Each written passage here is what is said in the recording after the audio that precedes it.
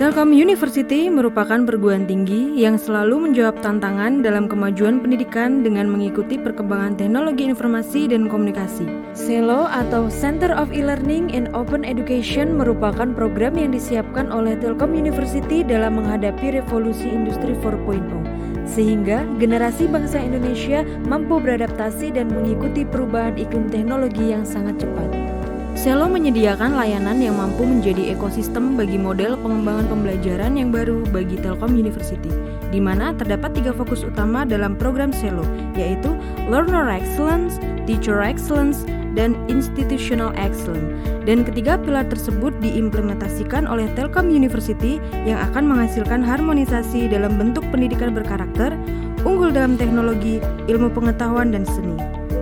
Program CELO memiliki bagian layanan dan pengembangan yang saling terintegrasi dalam memberikan pendidikan kepada mahasiswa dengan mengkombinasikan pembelajaran secara konvensional dengan pembelajaran jarak jauh atau disebut blended learning.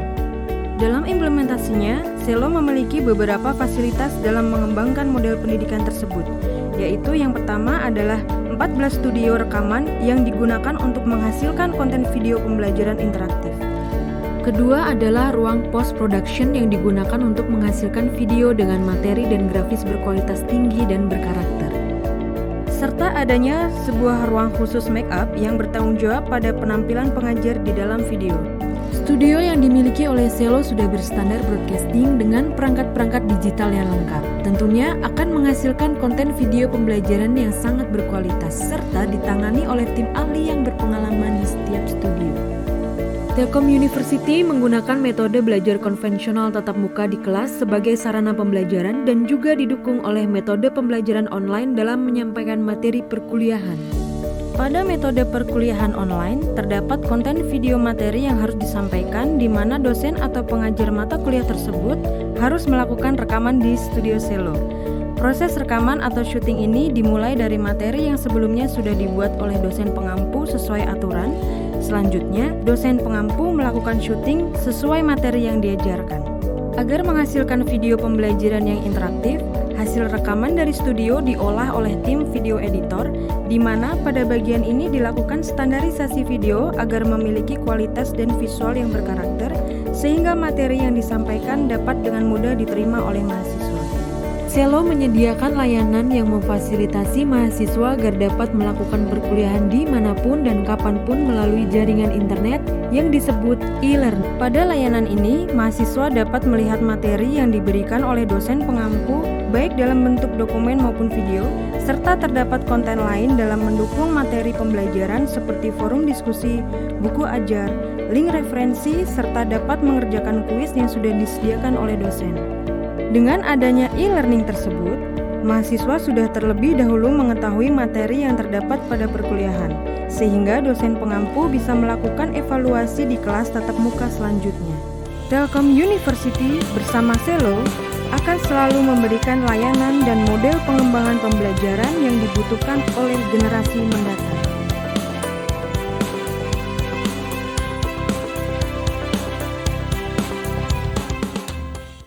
Baik. Assalamualaikum warahmatullahi wabarakatuh.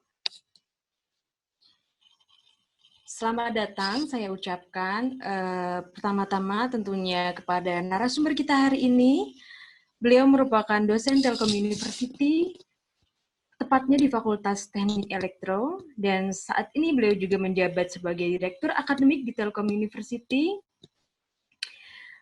Selamat datang Dr. Ahmad Rizal, STMT. Selamat bergabung, Bapak. Oke, saya juga turut menyapa Kepala Urusan Pengembangan Produksi Konten CELO, Bapak Adi Purna Kurniawan, STMT. Selamat datang, Bapak. Selamat bergabung. Selamat datang, Nisa. Dan tentunya saya juga tidak lupa untuk menyapa teman-teman yang hari ini telah bergabung, ya, yang tentunya berasal dari berbagai kota dan provinsi di Indonesia. Selamat datang semuanya, selamat bergabung di kegiatan High School Webinar Series tema ke-8, yaitu Teknik Biomedis untuk kamu yang suka teknik dan kedokteran. Baik, namun sebelum kita memulai kegiatan hari ini, mari bersama-sama kita mendengarkan lagu Indonesia Raya.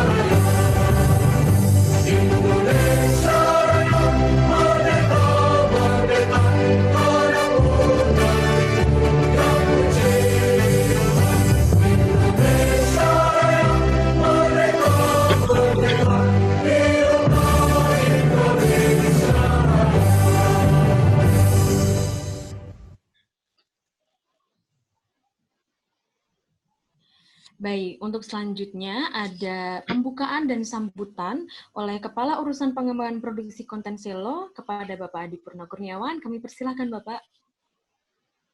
Terima kasih Nisa. Assalamualaikum warahmatullahi wabarakatuh. Waalaikumsalam warahmatullahi wabarakatuh. Selamat siang pada teman-teman siswa SMA dan SMK. Selamat siang Pak Rizal. Selamat siang Mas. Sudah hadir di studio kita repot-repot selama WFH ini ya, menjelang Lebaran. Di sini saya sedikit ingin memberikan informasi mengenai High School Webinar Series kita yang ke-8. Sudah tidak terasa, kita sudah memasuki seri ke-8. Dengan Pak Ahmad Rizal, materinya nanti mengenai teknik biomedis. Nah, ini buat teman-teman SMA yang suka teknik dan kedokteran. Ini cocok sekali. Dan ada sebaran tentang pendaftaran pada seri kali ini. Total yang sudah mendaftar ada 225. Dan ternyata ada 2 orang yang mendaftar dari Singapura dan 1 dari Malaysia. Ada juga 1 dari Papua Barat. Wah, ini sangat hebat sekali nih. Apakah sudah hadir di webinar kali ini? Semoga sudah saja. Oke, mungkin itu saja informasi dari saya. Selamat menyaksikan materi pada sesi kali ini. Silahkan menempati posisi yang nyaman dan selamat menikmati. Terima kasih, Nisa. Baik, Bapak. Terima kasih kembali, Bapak. Teman-teman, namun sebelum kita mulai sharing session-nya, saya ingin menjelaskan beberapa poin penting yang teman-teman perlu ketahui. Oke, yang pertama yaitu mengenai Q&A, di mana teman-teman yang ingin menuliskan pertanyaan mudah sekali dengan menuliskannya di Q&A room, dan apabila teman-teman memiliki pertanyaan yang sama atau kok intinya sama ya Kak gitu, nah teman-teman hanya perlu menekan thumbs up atau jempol, di mana pertanyaan tersebut akan terfollow up dan direkomendasikan untuk dijawab oleh narasumber. Nah yang kedua yaitu seperti webinar-webinar seri sebelumnya, akan dibagikan 5 door prize berupa pin SMB Telkom University maksud saya, di mana pin tersebut merupakan salah satu pin yang dapat digunakan untuk mendaftarkan diri teman-teman di seleksi penerimaan mahasiswa baru di Telkom University. Untuk lebih lengkapnya, teman-teman dapat mengunjungi website resminya di smb.telkomuniversity.ac.id. Nah, ada tambahan nih hari ini nih, ada 2 door prize tambahan yang diberikan langsung oleh narasumber kita hari ini, berupa buku ya Pak Riza, betul? Ya, siap. Iya, tuh teman-teman, ada 2 buku Nanti tambahan. dikirim langsung ke alamat masing-masing. Nah, tuh, jadi teman-teman nyimak ya dari awal hingga akhir dan bisa memenangkan door prize tambahannya. Terus untuk selanjutnya yaitu mengenai feedback. Saya juga menjelaskan di mana setelah kegiatan webinar ini berlangsung, teman-teman diwajibkan, ingat ya, diwajibkan untuk mengisi feedback. Di mana Kak ngisinya? Aku nggak tahu, nanti deh. Nanti akan diinformasikan link feedbacknya di tengah-tengah kegiatan di webinar chatnya ya. Nah, makanya jangan lupa juga untuk mantengin chatnya nih. Nanti siapa tahu adminnya udah ngasih informasi feedbacknya, lupa gitu kan, nggak tahu linknya yang mana ya tadi ya Kak, udah terlanjur end atau gimana gitu. Nah, itu dia. Nah, langsung saja, namun sebelum kita memulai sharing session-nya, mari bersama-sama menyimak video profile narasumber kita hari ini.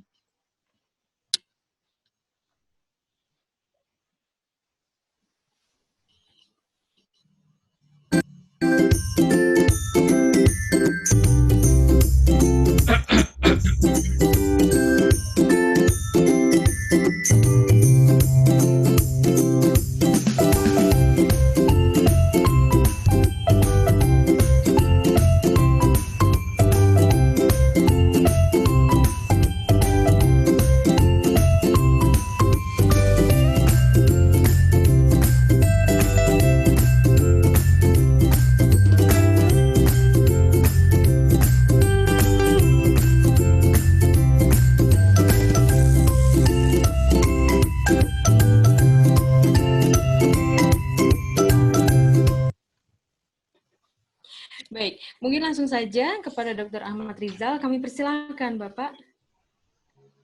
Oke, selamat siang. Assalamualaikum warahmatullahi wabarakatuh. Saya akan share dulu. Jadi topik kita hari ini tentang teknik biomedis. Jadi teknik biomedis adalah satu bidang ilmu teknik yang yang aplikasinya untuk bidang kedokteran. Jadi buat mereka yang pengen masuk kedokteran tapi takut lihat darah dan sebagainya bisa masuk ke bidang ini gitu. Nama saya Ahmad Rizal, seperti yang tadi yang diperkenalkan. Ini profile picture-nya memang pakai Pramuka. Kebetulan saya juga menjadi pembina Pramuka di Racana Pramuka Institut Telkom University. Kita masuk saja. Jadi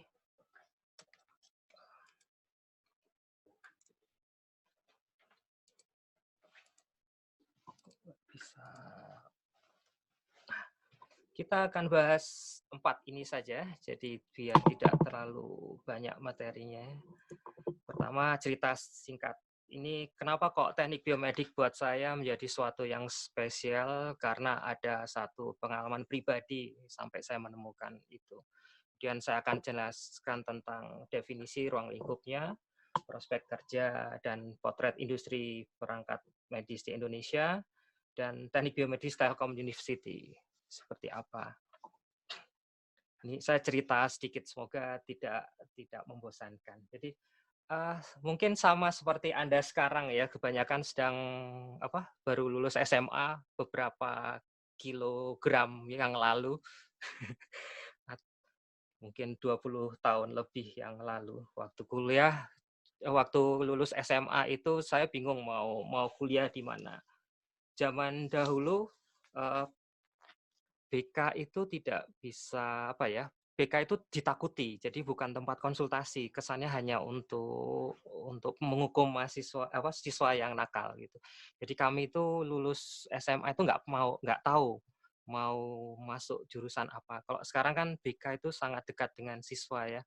Mereka kalau ada apa-apa ke guru BK konsultasi dan sebagainya gitu. Nah, sama seperti siswa SMA zaman dulu itu, saya bingung mau kemana ini, mau teknik, mau pertanian, mau ke akuntansi. Jadi semua akhirnya saya pilih gitu. Tapi ada dua hal yang buat saya menarik waktu itu, milih engineering, teknik, atau dokter. Kebetulan saya IPA, waktu itu masih ada jurusan namanya fisika dan biologi dan IPA dan seterusnya. Saya waktu itu ambilnya fisika ya. Jadi zaman itu kalau yang katanya bergengsi itu kalau nggak masuk teknik, masuk kedokteran gitu. Nah, akhirnya saya ngambil dua-duanya itu, UMPT zaman itu. Untuk masuk perguruan tinggi negeri namanya UMPTN. Saya ambil kedokteran di perguruan tinggi di negeri di Bandung. Kemudian engineering saya ambil di STT Telkom waktu itu. Sekarang menjadi Telkom University. Nah, di perjalanannya saya masuk dua-duanya itu. Di teknik elektro STT Telkom dan di kedokteran gitu. Cuman bapak saya waktu itu memilihkan kamu masuk engineering aja. Karena kedokteranmu di situ sih, bukan di tempat yang beliau harapkan gitu. Akhirnya saya masuk di teknik elektro STT Telkom waktu itu. Akhirnya singkat cerita saya masuk kuliah sampai ya karena dulu harapan pengen jadi dokter, ada rasa yang kurang mantap gitu ya waktu kuliah di teknik elektro. Tapi berjalannya waktu tiba-tiba kok saya ikut seleksi jadi dosen dan diterima gitu. Nah, ini kan jadi agak dilema ya. Saya pengennya kedokteran tapi kok malah jadi dosen teknik elektro. Namanya dosen kan harus sekolah lanjut gitu, lanjut ke S2 waktu itu. Saya pilih bidang apa ya yang menarik ya, yang saya bisa berekspresi lebih lepas gitu.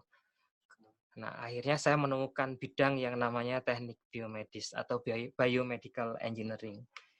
Nah, dari situ akhirnya saya tekuni, saya menjadi istilahnya dosen pertama di sana yang menekuni bidang itu. Bahkan saya tularkan ke banyak mahasiswa saya dan akhirnya banyak juga yang masuk ngambil teknik biomedik itu. Beberapa bahkan jadi dosen di Telkom University dan ikut bersama saya membangun program studi teknik biomedis di Telkom University. Nah, apa itu teknik biomedis? Untuk pengantarnya saya akan putarkan film dulu ya sedikit.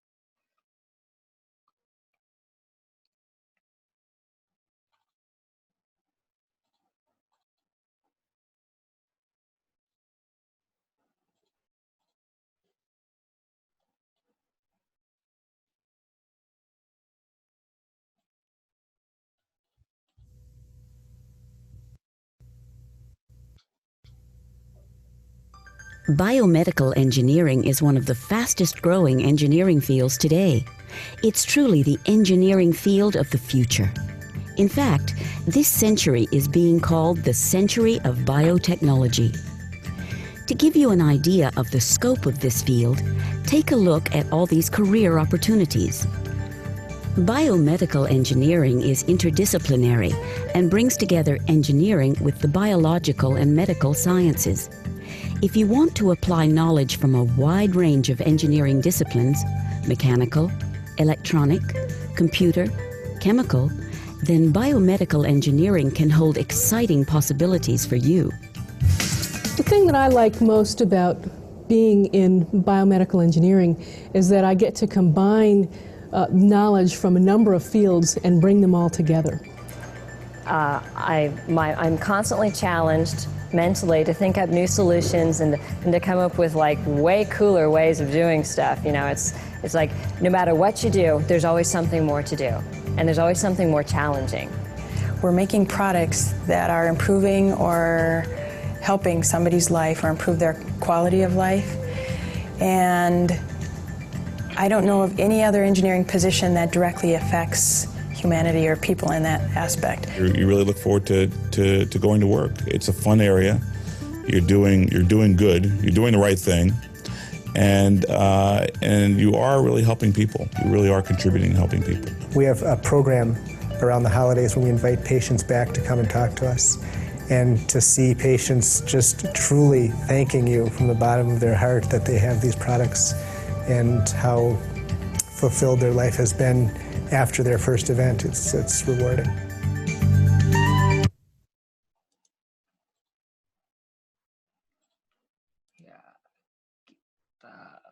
lagi.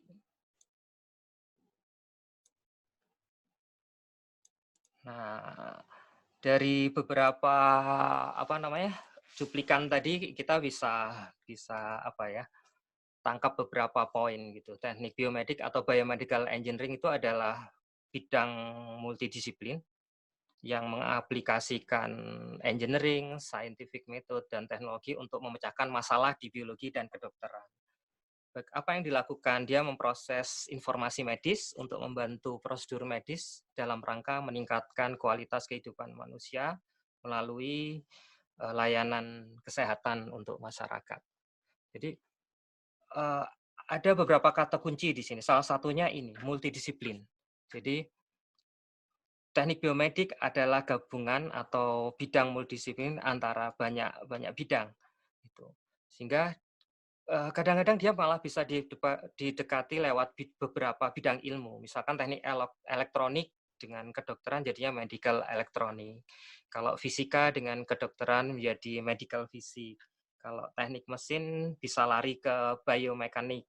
Kalau teknik material misalkan dia membentuk menjadi biomaterial. Jadi bisa jadi namanya tetap teknik biomedis, tapi bidang ilmu dasarnya bisa berbeda. Untuk di Telkom University, karena kami berangkat dari teknik elektro, maka cenderung ke medical elektronik, medical instrumentation, medical signal processing, medical image processing, dan sebagainya. Untuk melihat lebih detail dari tiap bidangnya, saya akan tunjukkan beberapa hal seperti ini. Ini contoh medical instrumentation. Biomedical instrumentation. Jadi perangkat-perangkat yang digunakan oleh dokter untuk melaksanakan tugasnya, membantu pasien dan sebagainya. Anda bayangkan kalau tidak ada teknik biomedis, apakah dokter harus bikin sendiri, harus membuat sendiri perangkat-perangkat ini gitu. Rasanya kok enggak ya, enggak mungkin itu, enggak akan sempat gitu. Biarkan beliau-beliau itu fokus ke tugas utamanya, menyembuhkan pasien, sementara perangkat kita sediakan gitu. Misalkan ini ada perangkat elektrokardiogram, ada stetoskop, ada otoskop, ada blood pressure, ada USG, tensimeter, kemudian ini ada yang lebih canggih, ada ini namanya CT scan kalau nggak salah, kemudian ada MRI, magnetic resonance imaging. Yang berikutnya ada yang namanya biomaterial. Ini beberapa material yang digunakan untuk membantu atau untuk untuk menggantikan organ tubuh kita yang mengalami kerusakan, misalkan contohnya gigi palsu. Gigi palsu tidak mungkin dong barangnya misalkan dari kapur gitu yang sembarangan, pakai gigit sekali peletak pecah gitu. Atau ini besi, ini untuk mengganti lutut, jadi lutut palsu dari logam. Ya nggak mungkin bahannya dari besi biasa yang diambil kiloan gitu dari pinggir jalan. Dari bahan khusus yang tidak berkarat, cukup kuat menahan tekanan dan awet untuk dipakai bertahun-tahun, tidak meracuni tubuh kita. Gigi palsu ini ada akar gigi palsu. Kemudian ini namanya stent. Stent itu satu semacam kawat yang dimasukkan ke pembuluh darah untuk membuka pembuluh darah yang menyempit gitu. Biasanya orang kalau pasang ini istilahnya dipasang ring, tapi ring jantung, jadi bukan wedding ring. Atau ini juga jantung buatan gitu. Bahannya mungkin dari polimer gitu ya. Ya nggak mungkin dari plastik yang sama dengan dipakai untuk bikin ember dan sebagainya. Kemudian ada juga biomedical signal processing. Ini salah satu bidang yang menarik karena subjeknya tidak jauh dari kita. Contohnya ini sinyal EKG, ini yang bipolar, ini yang normal. Jadi dengan menggunakan algoritma atau menggunakan pemrograman komputer tertentu, kita bisa bedakan, oh ini sinyalnya normal, ini tidak normal. Ini tekanan darah, ini suara jantung, duk duk duk duk duk duk, itu punya informasi medis. Jadi kalau dokter mendengarkan dengan keterampilannya, dengan pengalamannya, dengan bantuan komputer kita bisa lakukan pemrograman sedikit untuk mengungkap oh ini normal, ini tidak normal. Ini sinyal EEG, sinyal listrik otak. Yang ini kondisi sedang kejang untuk kasus epilepsi, ini yang normal. Ini suara paru. Jadi saat kita bernapas, tarik nafas, keluar nafas, itu juga bisa kita analisis menggunakan teknik-teknik di biomedical signal processing. Dan ini biomedical imaging dan image processing. Kalau imaging itu proses membentuk citra untuk bahan diagnosis seperti ini, X-ray, ini CT scan sepertinya. Ini MRI, kemudian ini hasil hasil pengolahannya gitu. Nah, dengan bantuan gambar-gambar ini, dokter akan menentukan kelainan yang terjadi. Seperti ini ada pecahnya pembuluh darah di retina dan sebagainya. Nah, di mana nanti lulusan teknik biomedis ini bekerja? Sebelum kita masuk ke prospeknya, saya akan tunjukkan dulu satu fakta tentang Indonesia yang perlu kita ketahui. Indonesia itu jumlah pulaunya 17.504, luas wilayahnya 1.900.000 sekian kilometer persegi, zona waktunya sampai 3, dan GMT plus 789. Kemudian provinsinya ada 34, kotanya ada 514, kelurahannya ada 16.237, kemudian desanya 65.000 lebih, dan yang terakhir, nah populasinya itu 269,1 juta, nomor 4 di dunia. Sebenarnya gini, kalau kita punya produk, kita jual ke Indonesia, 50% orang Indonesia beli, itu sudah kaya raya. Makanya Cina menjadi satu negara yang kuat karena kalau dia produksi sendiri, dijual di negerinya sendiri sudah mencukupi itu. Nah, kemudian kita lihat dari jumlah penduduk yang besar itu di Indonesia ada 2.823 rumah sakit. Ada 9.993 puskesmas, ini data 2018. Ada 924 klinik besar dan klinik kecil lebih dari 7.000, hampir 8.000. Artinya apa? Prospek perangkat kesehatan di Indonesia sangat besar. Sementara itu, pertumbuhannya baru 5%. Dan alkes di Indonesia itu 92% itu masih impor. Nah, dari 411 anggota Gakeslab itu gabungan perusahaan alat-alat kesehatan dan laboratorium, 10-nya sudah memproduksi sendiri. Selanjutnya ada juga ASPAKI, Asosiasi Produsen Alat Kesehatan Indonesia. Dan ada banyak laboratorium pengujian, asosiasi laboratorium pengujian dan kalibrasi fasilitas kesehatan atau Alfakes. Belum lagi produsen luar negeri, Fluke Medical, Siemens Healthcare, dan GE Health dan sebagainya. Nah, ini kan satu kita lihat industrinya memang sangat besar gitu.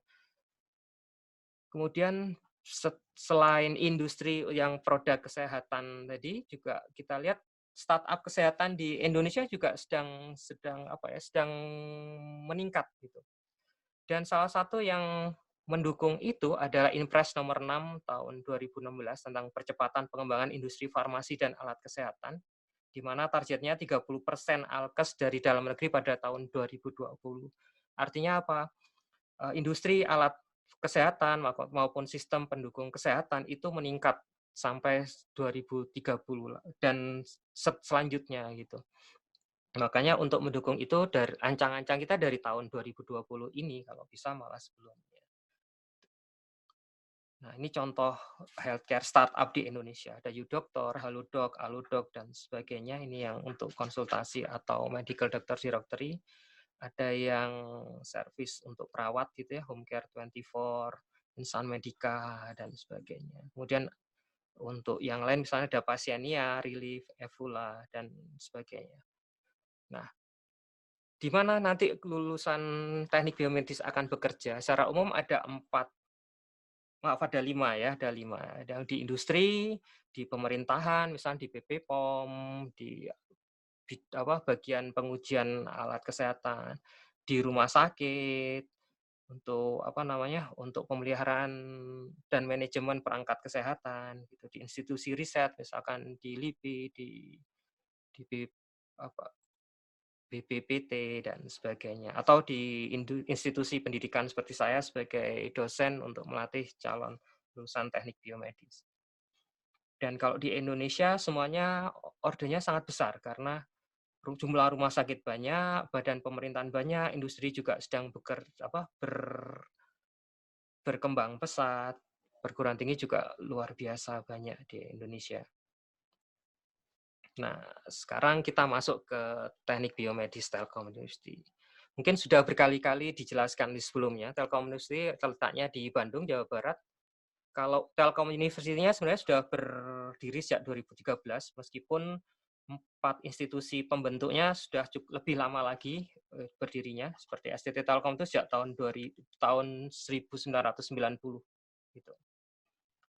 Nah, areanya di Dayakolot dan Bojong Soang. Di Dayakolot ya, ada 7 fakultas, 32 program studi, ada 1.000 lebih dosen dan 31.000 lebih mahasiswa. Nah, teknik biomedik itu menjadi bagian dari Fakultas Teknik Elektro. Fakultas Teknik Elektro itu awalnya dari STT Telkom, berdiri tahun 1990.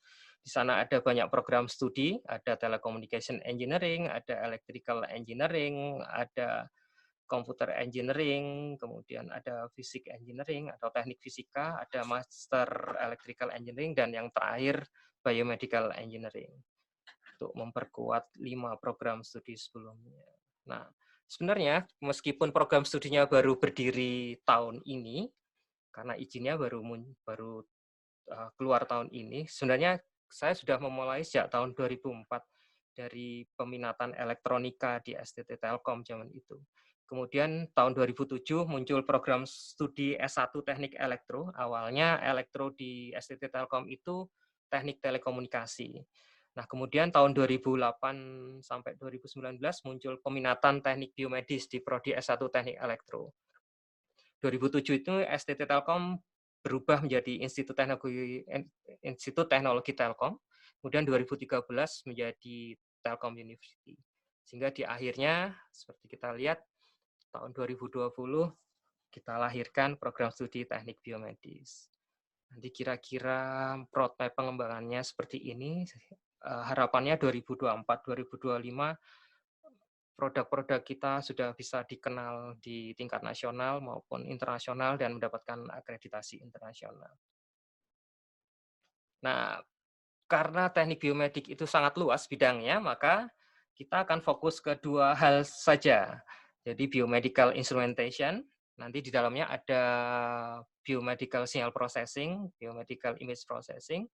Dan karena Telkom University adalah perguruan tinggi di bawah Yayasan Pendidikan Telkom yang dimiliki oleh Telkom, otomatis kandungan IT-nya, information teknologinya harus cukup kuat, sehingga kita buat ICT application in healthcare itu sebagai salah satu fokus dari pendidikan teknik biomedis di Telkom University. Nah, profil lulusannya nanti ya seperti tadi ya, entrepreneur alat dan teknologi kesehatan. Jadi Anda diharap lulusannya nanti tidak hanya menjadi pegawai, tapi bisa menjadi entrepreneur, menjadi peneliti, pengembang, atau perancang alat teknologi kesehatan, bisa di pendidikan, bisa di riset, maupun di industri, atau di rumah sakit, kemudian ahli teknik bidang teknologi layanan dan perangkat kesehatan, di industri maupun di rumah sakit. Nah, apa yang akan dipelajari? Karena dia basicnya teknik, maka pengetahuan umum dan sains dasar dan keteknikan itu menjadi landasan yang harus cukup kuat. Kemudian ada bidang keteknikan sendiri, baru masuk ke spesialisasi. Seperti yang tadi saya sebutkan bahwa instrumentasi biomedik maupun teknologi ICT di bidang kesehatan. Nah, sekarang kenapa kok teknik biomedis tell you gitu ya? Satu, karena dosen-dosennya. Di kami sebagai syarat pendirian teknik program studi baru itu disyaratkan minimal 5 dosen program studi yang menjadi dosen tetap. Nah, dari 5 dosen tetap pun kita sudah punya 3 orang doktor di dalamnya, lulusan S2 maupun S3 dalam dan luar negeri, engineering maupun kedokteran. Ada 2 orang dokter yang tergabung menjadi tenaga pengajar di teknik biomedis TELU. Kemudian laboratorium, ada laboratorium dasar dan khusus yang cukup banyak di Fakultas Teknik Elektro. Saya dulu memilih STT Telkom teknik elektro itu dibanding yang lain karena jumlah labnya. Saya hitung jumlahnya paling banyak itu. Jadi akhirnya masuk sana. Padahal saya nggak ngerti itu teknik elektro STT Telkom waktu itu seperti apa. Karena teknik telekomunikasi relatif baru. Bahkan STT Telkom waktu itu yang pertama di Indonesia yang spesifik ke teknik telekomunikasi. Kemudian fasilitas pendukung, tadi di awal sempat dijelaskan tentang fasilitas yang ada asrama, klinik, kantin, sarana olahraga, masjid, dan lain-lain. Mau apa-apa ada lah, lengkap di tell you. Kemudian kegiatan kemahasiswaan, jadi kami sangat care dengan kegiatan kemahasiswaan, sangat banyak yang bisa diikuti, ada UKM puluhan di sini, ada wellness center, ada pengembangan karir, dan konseling. Dan kegiatan kemahasiswaan itu mendapatkan apresiasi yang cukup besar. Dan ada yang namanya BTP, Bandung Technopark, sebagai bagian dari Telkom University. Ini untuk mendukung program kewirausahaan baik dari dosen maupun untuk mahasiswa. Di kurikulum 2020 yang sedang kami siapkan terkait dengan Kampus Merdeka, kita siapkan program yang namanya Wrap Entrepreneurship. Jadi selama 1 tahun Anda akan mendapatkan 18 SKS untuk mendidik Anda menjadi seorang entrepreneur. Kemudian ini salah satu kabar baiknya, di 2021 Fakultas Kedokteran itu akan didirikan atau akan dibuka di Telkom University. Efeknya apa? Nanti teknik biomedis akan bisa bekerja sama lebih erat dengan Fakultas Kedokteran, sehingga akan lebih banyak penelitian atau kegiatan yang bisa dilakukan bersama. Nah, dari penjelasan itu, apalagi yang harus ditunggu? Kita untuk adik-adik bisa bergabung dan menikmati pengalaman belajar di Telkom University. Dan jangan lupa, Telkom University 2019 adalah the best private university di Indonesia. Tidak ada pengalaman yang berulang ya. Kuliah itu salah satu masa untuk mencari pengalaman sebesar-besarnya. Itu yang dulu saya kejar waktu kuliah itu. Saya nggak mau kuliah di perguruan tinggi negeri di kampung saya mending di yang jauh sekalian gitu.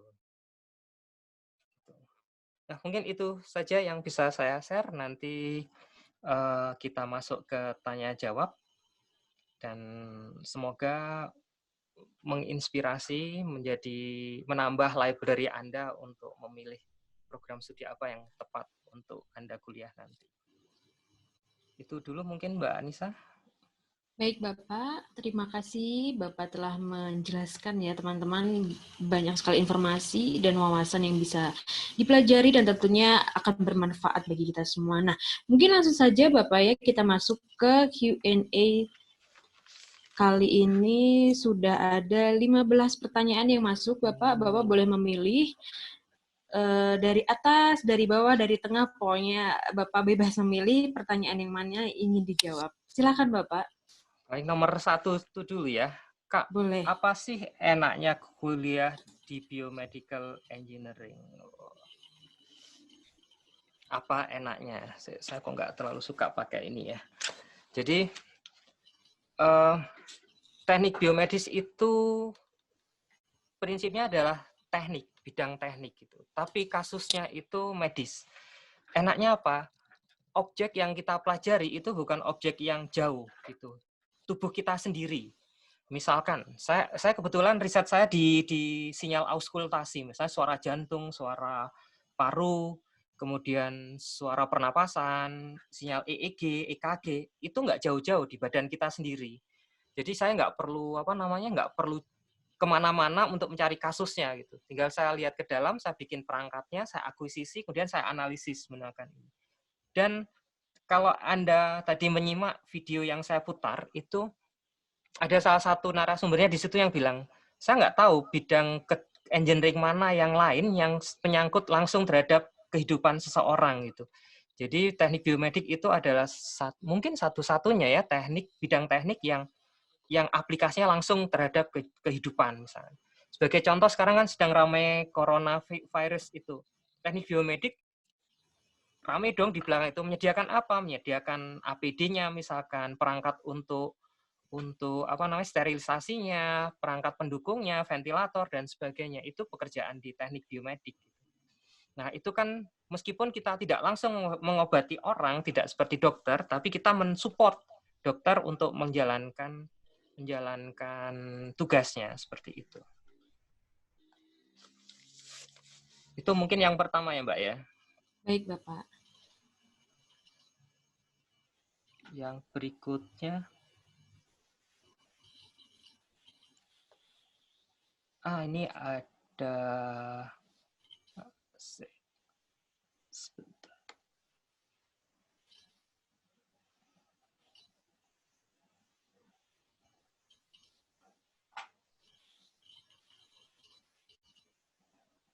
Nah, ini menarik nih.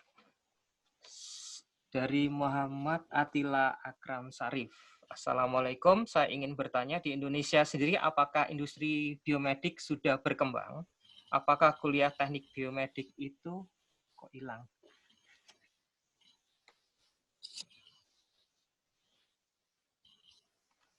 Terus apakah teknik biomedik itu kebanyakan pelajaran medik atau teknik? Oke, terima kasih. Jawabannya gini. Industri teknik biomedik di Indonesia itu pasarnya sangat besar. Kebanyakan industri di dalam negeri itu baru berupa industri perangkat pendukungnya. Misalkan bed untuk pasien itu kan beda ya dengan tempat tidur biasa yang bisa kita beli di toko mebel gitu. Kemudian perangkat-perangkat pendukung biasanya kebanyakan di situ. Yang langsung ke medis itu cenderung sedikit. Nah, awalnya saya termasuk orang yang agak menentang pendirian teknik biomedik ini. Tapi setelah saya lihat, justru karena industrinya belum berkembang sangat besar, ada prospek yang menjanjikan untuk kita masuk ke sana. Seperti kita lihat tadi, 92% perangkat medis di Indonesia itu impor. Nah, kalau kita bisa ambil 5% saja dari yang impor itu, kita kembangkan di dalam negeri, itu seberapa besar gitu ininya. Makanya tantangannya di situ. Itu yang kita coba ambil supaya Indonesia bisa mandiri dari dalam hal perangkat medis. Mungkin yang high end teknologi itu kita nggak bisa main di sana gitu, tapi ada beberapa bidang yang kita bisa mainkan gitu. Oke. Pertanyaan. Berapa, Mbak? Pertanyaannya kira-kira? Sepertinya ini waktunya masih sangat cukup, Bapak. Oh iya, sebanyak-banyak kita. Betul. Apa kesulitan mengajar teknik biomedis? Jadi gini, kebetulan teknik biomedis itu kalau di kita baru menjadi peminatan. Jadi hanya ada tiga mata kuliah, masing-masing 3 SKS di tingkat 4 saat ini ya yang sudah berjalan. Jadi kesulitannya mungkin kalau mahasiswa tingkat 4, basic tekniknya sudah cukup kuat, tetapi background biologinya kurang, sehingga kalau misalkan mahasiswa itu mengajukan satu topik, itu tidak ada basic yang cukup kuat gitu. Makanya kalau kita belajar di teknik biomedik, ada pelajaran anatomi fisiologi, meskipun tidak sangat dalam seperti di kedokteran, kemudian ada pelajaran tentang kimianya, sistem hidup, biofisika dan sebagainya. Ini untuk memberikan dasar tentang biologi ya, sehingga kalau kita merancang sesuatu, merangkat perangkat, itu paham. Oh ini apa sih gitu. Contohnya sinyal EKG. Banyak yang ngomong, wah sinyal EKG kan bisa deteksi pakai stetoskop gitu. Padahal beda. Stetoskop itu untuk mendengarkan suara jantung. Suara jantung itu sinyal akustik. Sinyal akustik yang kita bisa dengarkan. Sementara sinyal EKG itu adalah sinyal listrik yang baru bisa kita lihat kalau menggunakan elektroda dan kita kuatkan ribuan kali supaya muncul di osiloskop misalkan. Nah, itu kadang nggak paham gitu, sehingga jadi melenceng gitu apa yang dia buat gitu. Sinyal yang diambil A, tapi metodenya tidak cocok untuk mengambil sinyal metode itu. Nih, alat seperti Mi Band dan sejenisnya termasuk hasil dari teknik biomedis. Secara umum ya, karena tidak mungkin perangkat itu dibuat kalau tidak paham bagaimana transduksi dari sinyal medis atau biomedis ke sinyal elektrik gitu. Itu salah satu kunci yang cukup penting. Hanya perangkat seperti Mi Band itu bukan perangkat kedokteran gitu. Jadi perangkat kesehatan aja sih, tapi bukan untuk pengobatan dan sebagainya. Jadi tidak bisa untuk diagnosis penyakit secara mendalam, untuk clinical purpose itu nggak bisa. Oke. Ini ada Cynthia dari SMA AN 2 Situbondo. Wah, jauh juga ini. Ini tetangga desa ini. Saya dari kampung di Jawa Timur sana yang kalau misalnya kita lihat di Google Map-nya nanya ke Yahoo. Yahoo. Saking desanya. Sebentar, mana tadi kok hilang? Ini. Jika ingin masuk biomedical engineering, apa saja pelajaran saat SMA yang harus didalami? Semua harus didalami gitu. Utamanya biologi, fisika, kimia. Dulu saya merasa kering ya. Kering itu dalam artian gini, waktu saya belajar teknik elektro, kebetulan telekomunikasi, itu nggak ada pelajaran biologinya sama sekali gitu. Jadi begitu saya belajar teknik biomedis, ada biologinya, saya belajar tentang tubuh manusia, tentang sinyal-sinyal dalam tubuh, dan sebagainya. Itu jadi lebih seger gitu, lebih menyenangkan. Terus terang saya nggak terlalu suka, saya suka biologi tapi nggak bisa gitu, karena saya hafalan itu cukup lemah itu. Tapi dengan belajar di teknik biomedis, akhirnya saya tahu, ternyata bisa dipahami itu istilah-istilah di biologi dengan cara yang sederhana gitu. Jadi intinya matematika harus dikuatin, fisika, biologi, kimia sedikit-sedikit bolehlah, nanti diajarin juga kok di situ. Terus yang penting passion ya, minat terhadap bidang ilmunya gitu. Wah, itu semua berarti ya. Ya memang gitu, karena dia multidisiplin. Karena multidisiplin berarti harus belajar semua. Cuma nanti proporsinya akan menyesuaikan. Ini 1-2 sama dengan Zulfikar ya. Apa keuntungan dan resiko dari biomedis? Teknik biomedis ya, keuntungan dan resiko. Kalau keuntungannya gini, salah satu tujuan kemajuan teknologi itu meningkatkan kualitas hidup manusia. Salah satu kualitas hidup manusia yang bisa diukur itu tingkat kesehatan dan harapan hidup ya. Gitu, harapan hidup dan kesehatan. Umurnya bisa panjang, sehat terus. Nah, itu kan perlu selain metode pengobatan juga perlu bantuan perangkat kan untuk delivery pelayanan kesehatan. Nah, teknik biomedik di situ loh ininya gitu. Berperannya. Nah, resikonya apa? Teknik biomedik karena dia teknik, dia nggak boleh dong bikin perangkat yang tiba-tiba diterapkan ke manusia tanpa ada uji klinis yang dilakukan oleh dokter gitu. Jadi kita sebenarnya support dari dokter atau tenaga kesehatan. Jadi apa yang kita buat itu nggak bisa langsung dipakai kecuali sudah diizinkan oleh orang-orang di bidang kesehatan. Paling resikonya itu. Kita memerlukan kerjasama yang sangat intens dengan rekan-rekan dari kesehatan. Nah, itu.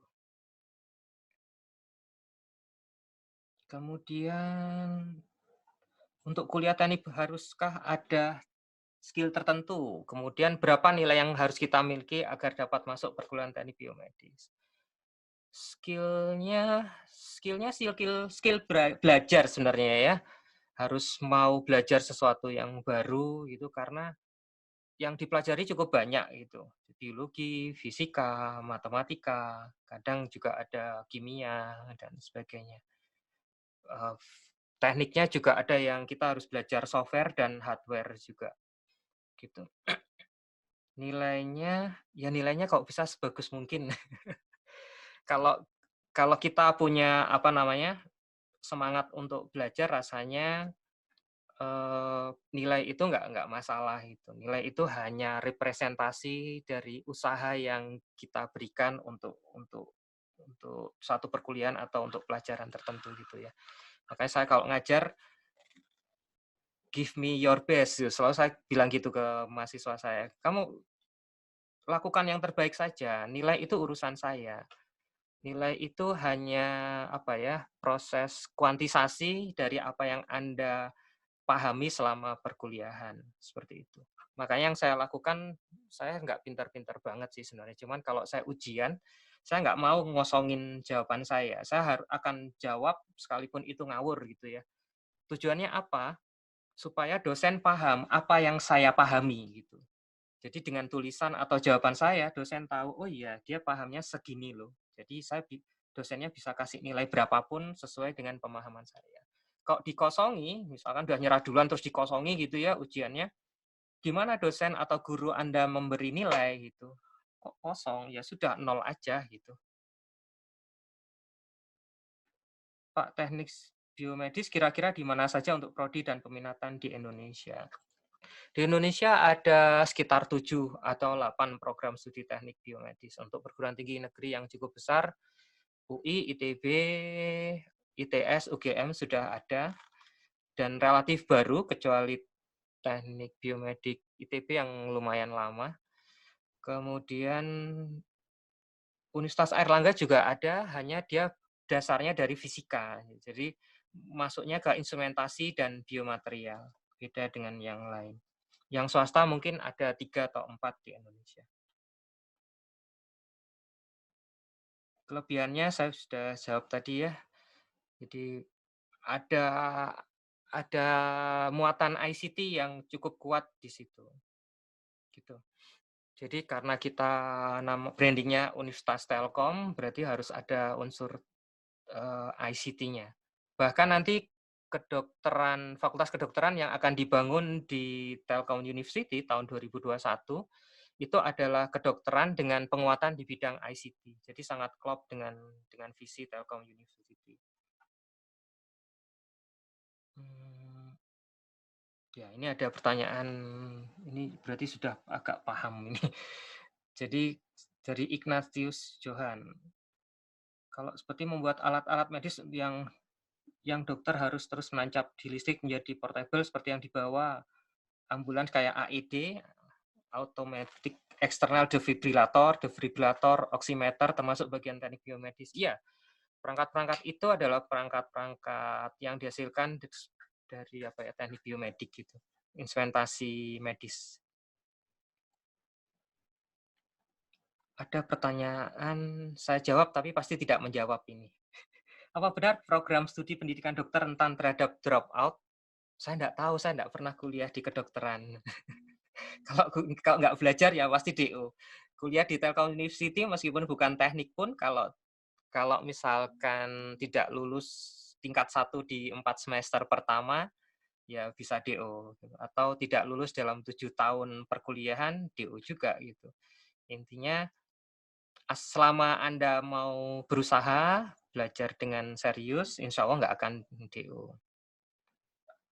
Zahra Safira, faktor apa yang dapat menghambat pembuatan alat medis? Dan bagaimana jika alat medis dibuat tiba-tiba kurang bagus atau kurang efektif hasilnya? Apakah menimbulkan kerugian yang besar? Jelas. Jadi, tergantung resiko atau sifat perangkatnya ya. Perangkat di kedokteran itu ada 2, ada yang invasif, ada yang non-invasif. Non-invasif itu yang di luar tubuh saja, seperti stetoskop itu kan hanya ditempelin, tidak dimasukkan ke dalam tubuh. Beda dengan misalkan jantung buatan gitu ya, atau alat pacu jantung yang harus ditanam di dalam tubuh.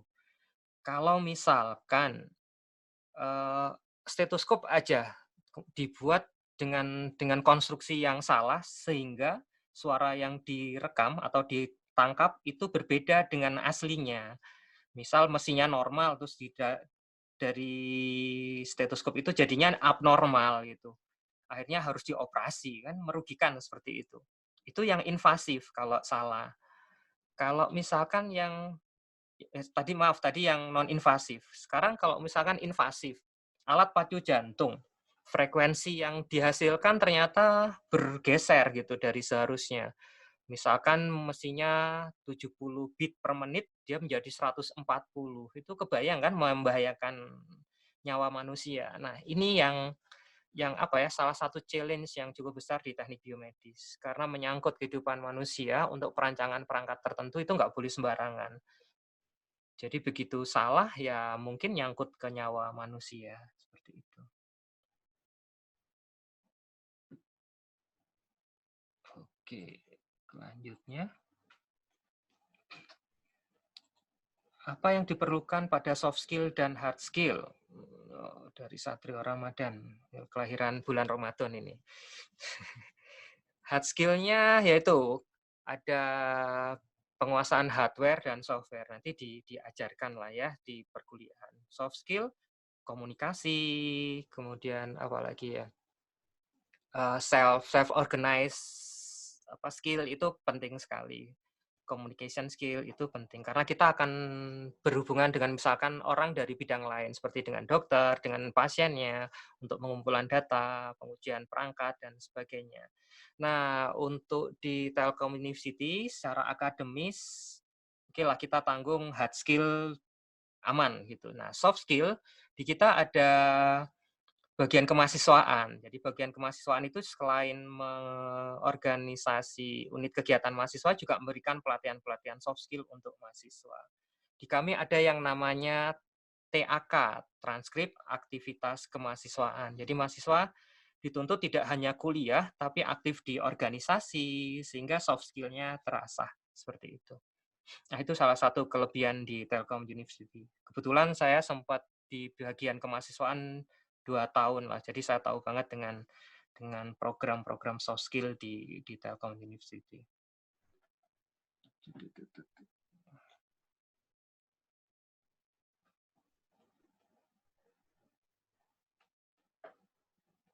Ini pertanyaannya banyak.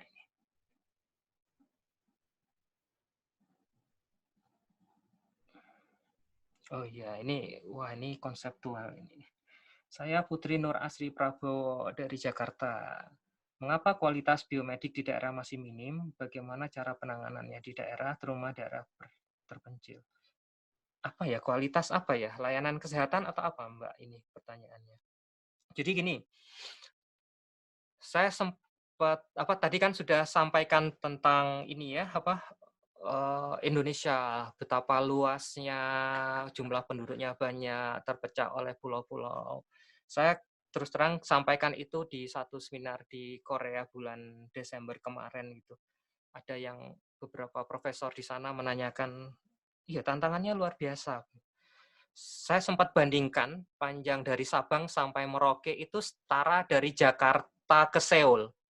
Sekitar 5.420 kilometeran atau 4.200 kilometer, saya lupa persisnya.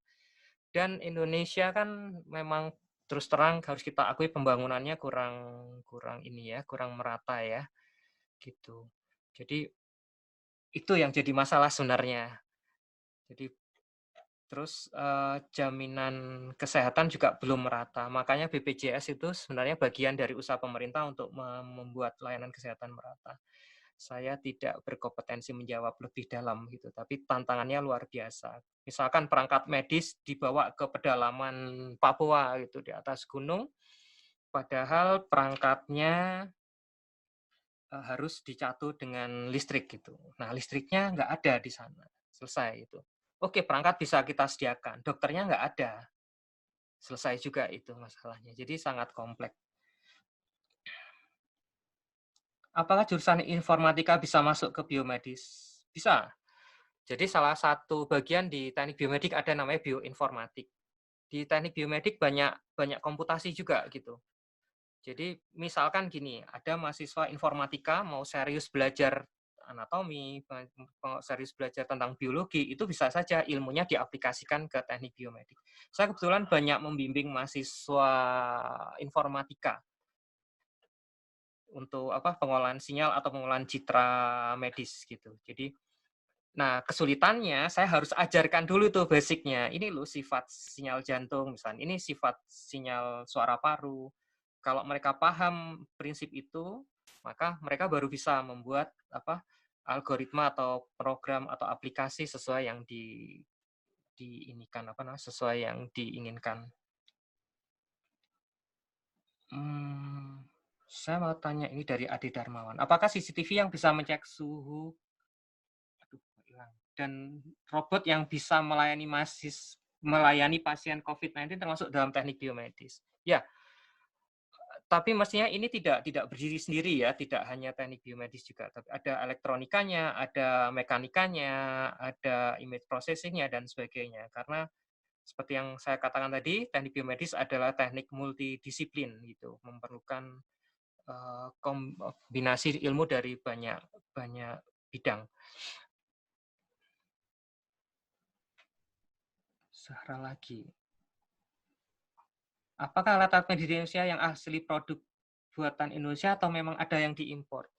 Tadi itu 92% perangkat di Indonesia itu masih import. Sebutkanlah contoh tensimeter. Tensimeter yang digital mereknya apa? Ada yang pernah lihat? Salah satu yang paling terkenal itu mereknya Omron. Omron buatan mana? Bukan Indonesia ya. Tapi ininya sudah cukup bagus prospeknya sekarang. Saya bulan November kemarin ke satu daerah di Majalengka, ada satu perusahaan yang membuat stand atau balon untuk membuka pembuluh darah yang tersumbat akibat kolesterol atau apapun gitu ya. Dan itu sifatnya sangat invasif. Jadi dimasukkan ke pembuluh darah, didorong, begitu sampai di pembuluh darah di jantung, dia dipompa, kemudian dipecahkan, sehingga ringnya kebuka. Nah, itu udah buatan Indonesia. Padahal teknologinya luar biasa itu. Kalau salah kan masuk ke tempat pembuluh darah yang tidak diinginkan kan mati itu pasiennya. Jadi sudah masuk ke bidang itu gitu di Indonesia. Dan ini masih bisa berkembang asal ada willingness dari pemerintah gitu melindungi produk dalam negeri. Dan saya sempat lihat itu di berita bahwa Menteri BUMN kita itu kemarin sempat marah-marah karena ini gimana perangkat kita kok dikuasai mafia tertentu katanya. Nah, itu kan artinya akan muncul kesadaran bahwa harus didorong usaha untuk meningkatkan produksi dalam negeri.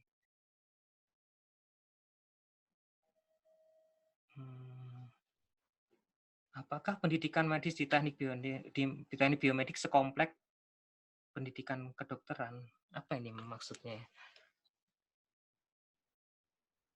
Ya, untuk materi-materi yang terkait medis di teknik biomedik tidak akan sedalam di prodi pendidikan dokter gitu ya. Karena kita yang penting sistem umumnya dulu, nanti kalau kita akan membuat perangkat yang spesifik untuk organ tertentu, kita akan belajar lagi itu. Belajar lebih detailnya gitu. Karena nanti kalau terlalu berat terlalu di materi medisnya, teknisnya nanti nggak dapat.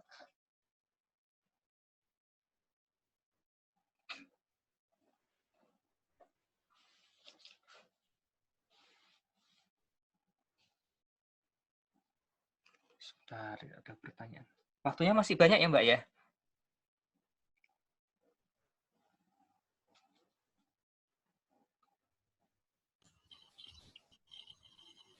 Masih ada Bapak untuk tanya jawab. Ini ada pertanyaan bagus gitu. Jadi, selamat siang Pak. Sebelumnya saya pernah baca artikel tentang Tony Stark yang mendapatkan jantung buatannya, lari-lari ininya. Dan itu pernah dipakai benaran oleh manusia. Menurut Bapak, apakah teknik biomedik itu di teknik biomedik? cara kerja jantung asli dan buatan itu cara kerjanya sama, apakah ada resikonya?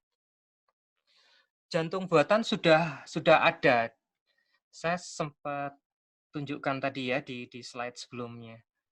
Nah, katanya ada 2 pendekatan. Ada yang memang menirukan mekanisme yang sama persis dengan jantung asli. Ada yang membuat mekanisme yang agak berbeda, tapi hasilnya sama gitu. Jadi bisa seperti itu. Nah, jantung buatan itu mestinya kan bukan dari bukan dari, kalau yang tadi itu dari polimer gitu ya, semacam plastik, kemudian ada katup-katupnya, ada pompanya, macam-macam. Namanya juga ada barang dari luar yang dimasukkan ke tubuh manusia. Itu pasti ada reaksi dari tubuh gitu. Memang sudah dirancang dia tidak karsiogenik gitu ya, tidak meracuni tubuh kita gitu. Ada yang namanya biokompatibel, jadi kompatibel dengan tubuh manusia. Tapi tetap pasti memerlukan, misalkan dicas karena dia memerlukan, karena ada pemompaan kan ada baterai yang dipasang di situ, waktu lifetime-nya terbatas dan sebagainya gitu. Orang yang sudah pakai jantung buatan mestinya nggak bisa beraktivitas 100% seperti yang lama kan, terus ikut lari maraton dan sebagainya, itu mungkin akan agak terbatas. Tetap ada resiko seperti itu. Oh ya. Baik, Bapak mungkin langsung saja untuk sesi tanya jawab. Bapak memberikan pertanyaan dan nanti teman-teman di sini akan menjawab dengan, jangan lupa ya teman-teman untuk raise your hand atau wave your hand, oke? Okay? Mbak Anissa yang milih ya? Betul, nanti saya akan panggilkan. Oke. Apa ya? Teknik biomedik Telkom University itu masuknya di fakultas apa kalau di Telkom University? Iya, udah banyak sekali ya ini ya yang raise your hand ya, yang ngangkat tangan. Ambil satu, nih. Mbak. Kasih nomor alamatnya saya kirim besok siang. Oke. Saya akan pilih mungkin Maharuni Saryanti. Baik, silahkan Maharuni Saryanti. Kami persilahkan.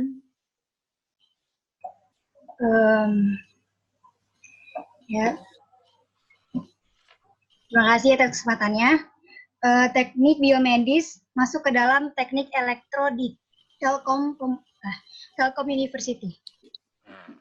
Ya, bagaimana Bapak? Benar ya? Fakultas Teknik Elektro, karena di Fakultas Teknik Elektro itu juga ada program studi Teknik Elektro.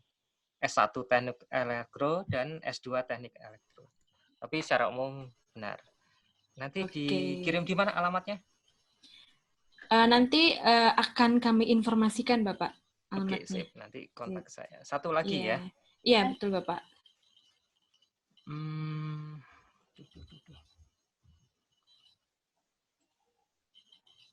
Oke, gini, mungkin agak ini ya, apa bedanya suara jantung dengan sinyal elektrokardiogram? Wah. Udah 2 ini yang rasain. Tinggal 1. Ayo teman-teman. Itu kok hilang lagi? Gak jadi ya. Gak yakin. Ini 2 lagi Mbak. 1. Ditahan rasennya. Sebentar.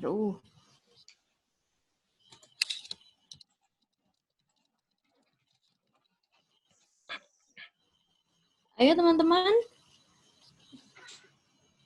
Ini 3 nih. Oke. Mungkin saya mau memanggil mana ya ini ya? Naswan Cakap Nanggala mungkin ya. Baik, silahkan Naswan. Kalau suara jantung itu suara biasa gitu, sinyal mekanik gitu kan. Tapi kalau yang tadi yang itu sinyal listrik gitu, jadi nggak bisa didengar langsung. Oh iya, seperti mendengarkan tadi. Jadi Bagaimana Bapak? suara jantung itu sinyal akustik ya, terjadi karena proses mekanik dalam jantung, pemompaan darah di jantung. Bunyinya duk duk duk duk duk duk atau buka tutupnya. Ada yang bilang buka tutupnya katup jantung. Nah, kalau elektrokardiogram itu sinyal listrik. Jadi aktivitas kelistrikan yang terjadi di dalam jantung sehingga nggak bisa dilihat oleh mata, tidak bisa didengar oleh telinga. Gitu. Kalau mau dilihat harus diplot di perangkat. Gitu. Oke. Oke, nah selamat untuk Mahrunisa dan Naswan, betul ya? Nanti akan kami informasikan selanjutnya bagaimana dalam koordinasi pemberian door prize-nya. Baik, mungkin langsung saja Bapak juga menentukan 3 pertanyaan terbaik yang sudah masuk hari ini yang juga akan berhak mendapatkan door prize berupa pin SMB, Bapak. 3 pertanyaan terbaik. Ini ada Ignatius Johan. Ini dia paham ini perangkat-perangkat medis banyak yang dia sebutkan tadi. Iya, betul. 3 ya? Iya, Bapak, betul 3.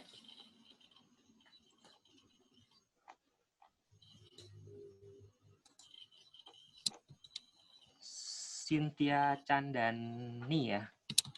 Oh, mungkin kalau Cynthia Candani karena sudah pernah memenangkan door prize, bagi mari memberikan kesempatan untuk yang lainnya juga memenangkan, Bapak.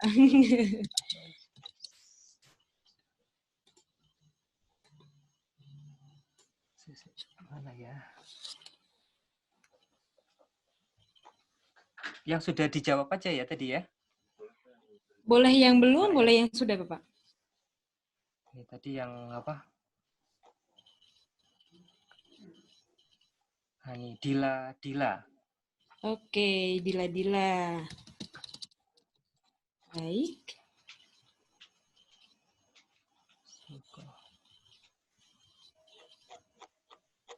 Satu lagi.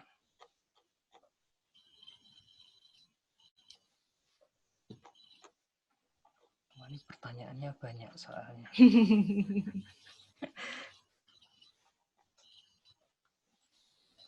Putri Zamzami nih, Tony Stark.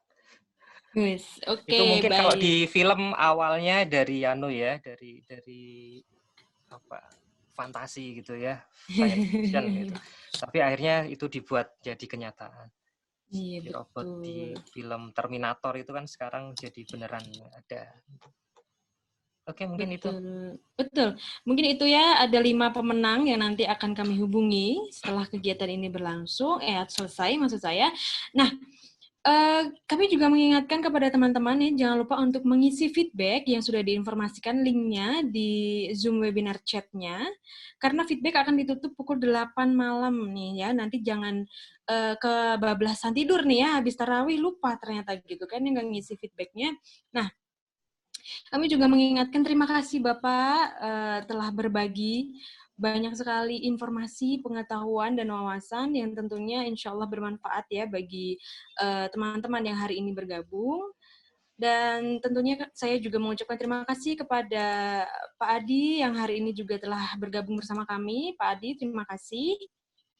Dan tentunya saya juga mengucapkan terima kasih sekali lagi kepada teman-teman yang masih semangat, yang sepertinya ini ada beberapa yang dari awal webinar series ini bergabung gitu sampai sekarang. Nah, ingat masih ada 2 lagi tema yang bisa diikuti, yaitu pada hari Selasa dan Rabu, teman-teman. Dan akhir kata, wassalamualaikum warahmatullahi wabarakatuh. Terima kasih. Wassalamualaikum warahmatullahi wabarakatuh. Terima kasih Pak Rizal. Sama-sama Pak.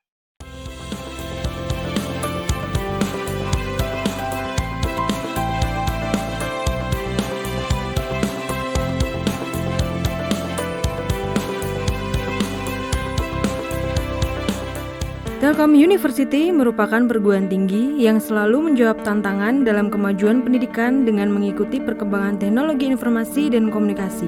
CELO atau Center of E-Learning and Open Education merupakan program yang disiapkan oleh Telkom University dalam menghadapi revolusi industri 4.0, sehingga generasi bangsa Indonesia mampu beradaptasi dan mengikuti perubahan iklim teknologi yang sangat cepat.